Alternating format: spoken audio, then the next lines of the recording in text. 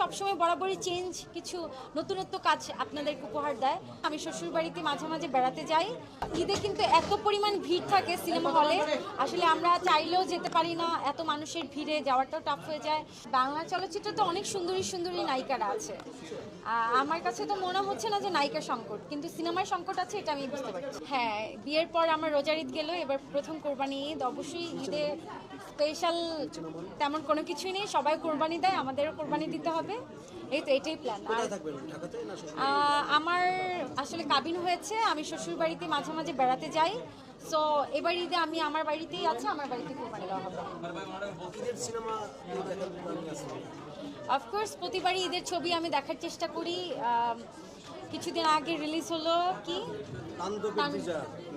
না, এবার তো তাণ্ডব অবশ্যই দেখবো। সাকিব খানের বরবাদেও অবশ্যই আমরা দেখেছি, আমরা দুজন হলে গিয়ে দেখেছিলাম বরবাদ ছবি।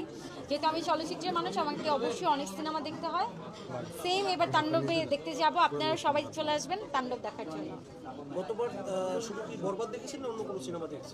না, বরবাদটাই আমার দেখা হয়েছে, অন্য ছবি এখনো দেখা হয়নি।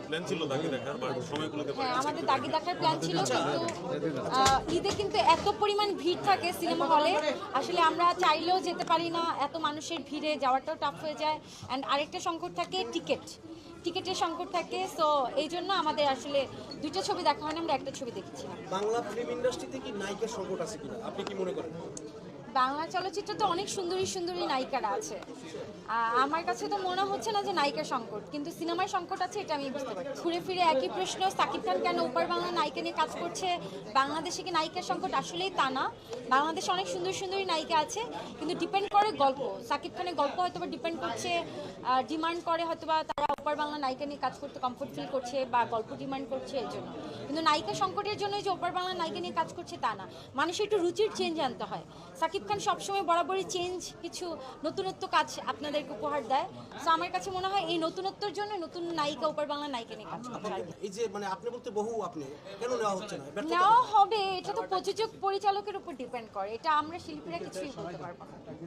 প্রযোজক পরিচালক যাকে নিয়ে কাজ করবে তারাই নায়িকা হবে। সো এখানে আমার উপর বা অন্যান্য আরও 10টা নায়িকার উপর কোনো কিছু ডিপেন্ড করে না, এখানে সাকিব খানের উপরও ডিপেন্ড করে। সাকিব খান যদি চায় বাংলাদেশে যে কোনো নায়িকাকে নিয়ে কাজ করবে, এটা সাকিব খানের ইচ্ছা।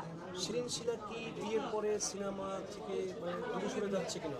আমার বিয়ের পরে আমি কাজ একটু কমিয়ে দিয়েছি, আমি হজবরল অনেক কাজ করছি না, আমি বেছে বেছে সিলেক্টিভ কাজ করছি এবং ভালো ভালো কাজ করছি।